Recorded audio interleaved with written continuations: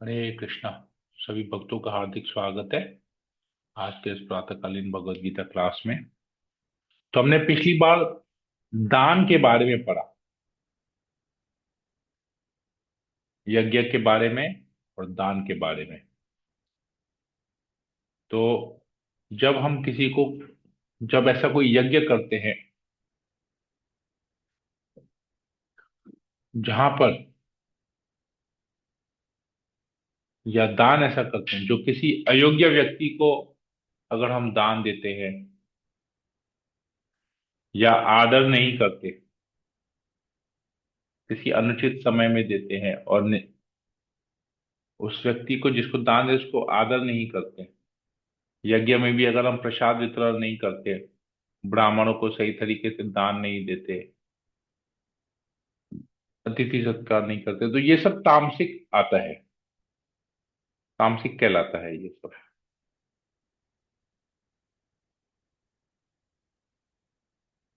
किस पर्पस के लिए हम दान दे रहे हैं, वो पर्पस भी अगर सही नहीं है तो भी वो दान सही नहीं होगा। तो ध्यान देना चाहिए, हम जिसको दान दे रहे हैं, जिस व्यक्ति को दान दे रहे हैं, जिस समय में दान दान दे रहे हैं, वो सब कुछ हमको सोच समझ के करना चाहिए। तो आज हम लोग इसमें और आगे पढ़ेंगे। यज्ञों में जो मंत्रोच्चारण होते हैं उसके ऊपर भी डिपेंड करता है कि वो जो है सही है या गलत है। बाकी सतोगुण का है, रजोगुण का है या तमोगुण, मंत्र भी उस प्रकार के आते हैं। तो मंगलाचरण कर लेते हैं। ओम अज्ञानतिमिरान्धस्य ज्ञानांजना शलाकया चक्षुरुन्मीलितं येन तस्मै श्री गुरुवे नमः। नमो विष्णुपादाय कृष्णप्रेष्ठाय भूतले श्रीमते भक्तिवेदांत स्वामिनिति नामिने नमस्ते सरस्वती देवे गौरवाणी प्रचारिणे निर्विशेष शून्यादि पाश्चात्य। हे कृष्ण करुणा सिंधु दीनबंधु जगतपते गोपेश गोपिका कांत राधा कांत नमस्ते तप्त कांचन गौरांगी राधे वृंदावनेश्वरी वृषभानुसुते देवी मामी हरि प्रिय। वाञ्छाकल्पतरुभ्यश्च कृपा सिन्धुभ्यैव च पतितानां पावनेभ्यो वैष्णवेभ्यो नमो नमः। जय श्री कृष्ण चैतन्य प्रभु नित्यानंद श्री अद्वैत गदाधर शिव सादि गौर भक्तवृंदा। हरे कृष्ण कृष्ण कृष्ण हरे हरे, हरे राम राम राम हरे हरे। जय मंगलाचरण की जय।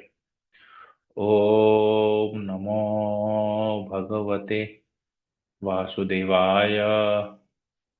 ओम नमो भगवते वासुदेवाय। ओम नमो भगवते वासुदेवाय। भगवत गीता अध्याय 17 श्लोक नंबर 23। भगवान श्री कृष्ण अर्जुन से आगे कहते हैं, सृष्टि के आदिकाल से ओम तत्सत ये तीन शब्द परब्रह्म को सूचित करने के लिए प्रयोग किए जाते रहे हैं। ये तीनों सांकेतिक अभिव्यक्तियां ब्राह्मणों द्वारा वैदिक मंत्रों का उच्चारण करते समय तथा ब्रह्म को संतुष्ट करने के लिए यज्ञों के समय प्रयुक्त होती हैं।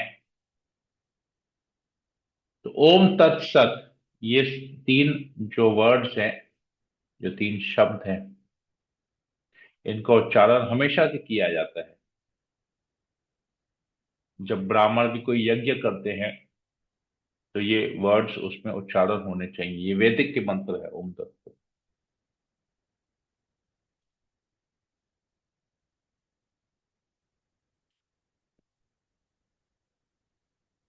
आगे कहते हैं, अतएव योगी जन ब्रह्म की प्राप्ति के लिए शास्त्रीय विधि के अनुसार यज्ञ, दान तथा तप की समस्त क्रियाओं का शुभ आरंभ सदैव ओम से करते हैं। तो कोई भी यज्ञ करेंगे तो उसमें सबसे प्रथम शब्द जो है वो ओम आएगा। कोई भी दान करेंगे तो उसमें भी ओम आएगा, कोई भी तपस्या करेंगे उसमें भी ओम, ओम से ही स्टार्ट होगा हमेशा।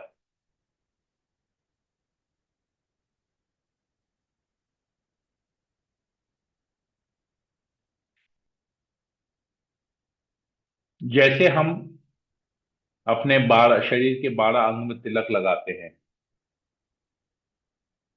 तो हर एक जगह में तिलक लगाने का एक मंत्र है। तो ये सारे मंत्र आप देखेंगे स्टार्ट ही होते हैं ओम से। ओम केशवाय नमः, ओम नारायण नमः, ओम माधवाय नमः, ओम गोविंदाय नमः। ये जितने भी है सबके सब हम देखेंगे इसी से ही स्टार्ट होते हैं।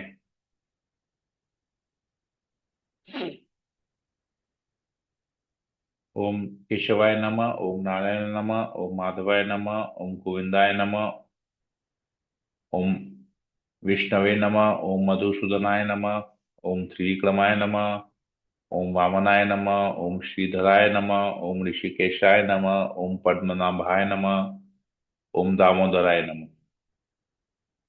तो ये जो 12 अंगों में तिलक लगाते हैं, तो ये सारे मंत्र जो है देखिए कि ओम से ही स्टार्ट होता है।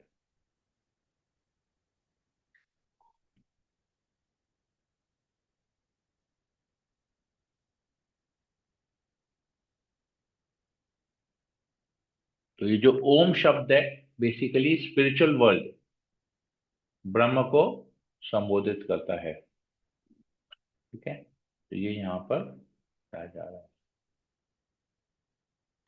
मनुष्य को चाहिए कि कर्म फल की इच्छा किए बिना विविध प्रकार के यज्ञ तथा तप तथा दान को तत् शब्द कहकर संपन्न करे।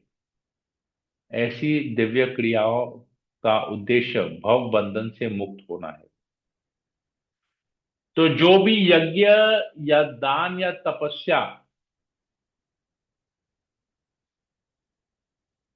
इस भौतिक बंधन से छुटकारा पाने के लिए करना चाहिए।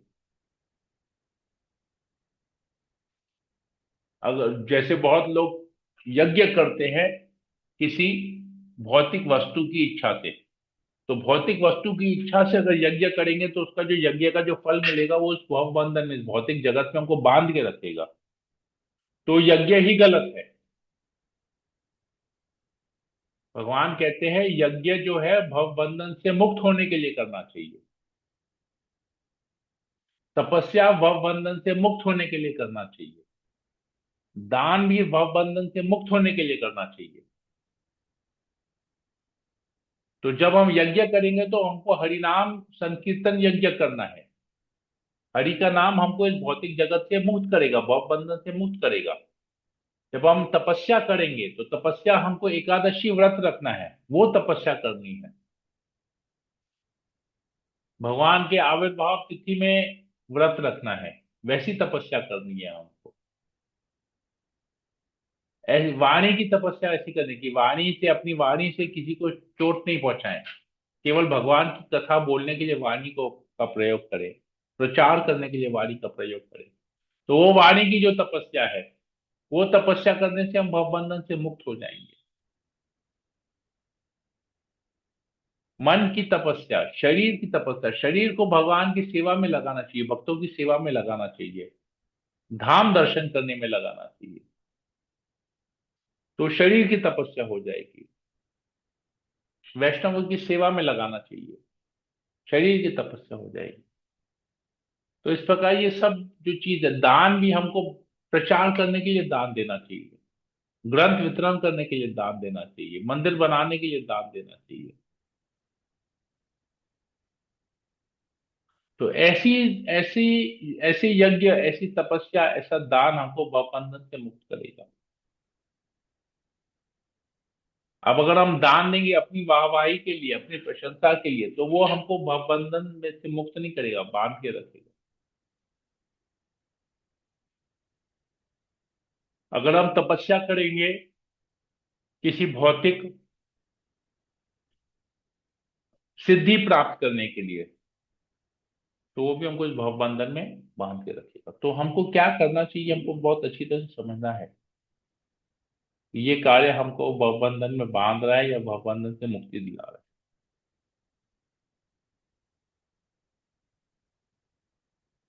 है। आगे कहते हैं परम सत्य भक्तिमय यज्ञ का लक्ष्य है और उसे सत शब्द से अभिहित किया जाता है। हे प्रतापुत्र, ऐसे यज्ञ को संपन्न करता भी सत कहलाता है। जिस प्रकार यज्ञ तप तथा दान के सारे कर्म भी जो परम पुरुष को प्रसन्न करने के लिए संपन्न किए जाते हैं, सत है। तो सारे यज्ञ, सभी प्रकार के यज्ञ, तपस्या और दान किसके लिए? परम पुरुष की खुशी के लिए है। परम पुरुष को प्रसन्न करने के लिए। परम पुरुष मतलब पुरुषोत्तम भगवान को खुशी करने के लिए होना चाहिए, और किसी को खुशी करने के लिए नहीं होना चाहिए। जो भी यज्ञ करेंगे, जो भी तपस्या करेंगे, जो भी दान देंगे, वो परम पुरुष की, भगवान के लिए करना है।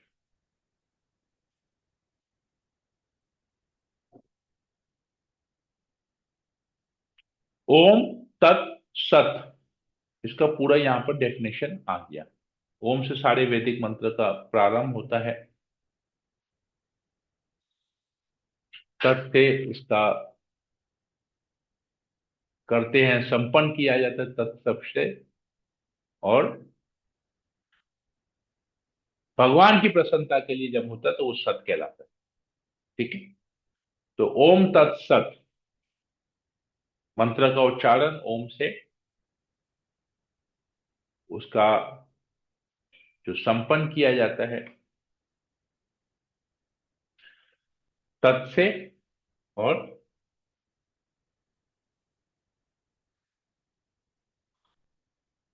जब संपन्न हो जाता है भगवान की खुशी के लिए, तब वो सत कहलाता है। ठीक है? तो ओम तत्सत यहाँ पर आ गया। तो क्या लक्ष्य है? यज्ञ का क्या लक्ष्य होना चाहिए, तपस्या का क्या लक्ष्य होना चाहिए, और दान का क्या लक्ष्य होना चाहिए, यहाँ पर बताया गया है। इसके बाहर अगर दूसरा किसी कारण से करते, तब वो भौतिक जगत में हमको बांध के देगी। तो हे पार्थ, श्रद्धा के बिना यज्ञ, दान या तप के रूप में जो भी किया जाता है वह नश्वर है, वह असत कहलाता है, और इस जन्म तथा अगले जन्म दोनों ही में ही व्यर्थ जाता है। तो श्रद्धा होनी चाहिए। हम जो भी कार्य कर रहे हैं, इसमें ये पूर्ण श्रद्धा होनी चाहिए कि हमारे इस कार्य से भगवान प्रसन्न होंगे। भगवान की प्रसन्नता के लिए कार्य करना चाहिए। हरिनाम जब जब करते हैं तो हमको श्रद्धा होनी चाहिए कि हरिनाम से हमारे हृदय का जो मल है वो निकलेगा, भगवान की हम खुशी कर पाएंगे। ये श्रद्धा से हमको हरिनाम करना चाहिए। ये कह रहा वो कह रहा इसलिए नहीं, हरिनाम करना चाहिए, श्रद्धा पूर्वक हरिनाम करना चाहिए। श्रद्धा पूर्वक दान भी देना चाहिए। हाँ, ये दान जो है सही जगह लग रहा है, श्रद्धा से दान देना चाहिए। तपस्या भी, हाँ हम एकादशी का व्रत रखेंगे, ये हमारी तपस्या है। 16 माला जप करेंगे, ये हमारी तपस्या है। श्रद्धा होनी चाहिए। श्रद्धा तभी आएगी जब पता होगा कि हम क्यों कर रहे हैं, इसके पीछे कारण क्या है, तभी हम श्रद्धा पूर्वक कर पाएंगे। कारण नहीं पता होगा तो श्रद्धा भी नहीं आएगी। तो अगर श्रद्धा पूर्वक अगर कारण जान के नहीं करेंगे तो श्रद्धा नहीं होगी। तो जब श्रद्धा नहीं होगी तो जो भी हम कार्य करेंगे वो नश्वर है, उसका रिजल्ट अल्टीमेटली जीरो हो जाएगा। जिस किसी भी कारण से, जिस किसी भी फल प्राप्ति से जब हम ये करते हैं और जिसमें हमको कारण नहीं पता, श्रद्धा नहीं है, तो उसका जो फल है वो भी हमको प्राप्त नहीं होगा, चाहे हम कुछ भी कर लें। तो वो असत कहलाता है। सत मतलब परमानेंट, असत मतलब टेम्पोररी। तो इस जन्म अगले जन्म सब में वो व्यर्थ हो जाएगा वो कार्य, तो कुछ नहीं मिलने वाला। इस प्रकार श्रीमद् भगवद गीता के 17वें अध्याय श्रद्धा के विभाग का भक्ति वेदांत तात्पर्य पूर्ण हुआ। हरे कृष्णा। तो किसी को कोई प्रश्न हो पूछ सकते हैं, कमेंट हो बोल सकते हैं।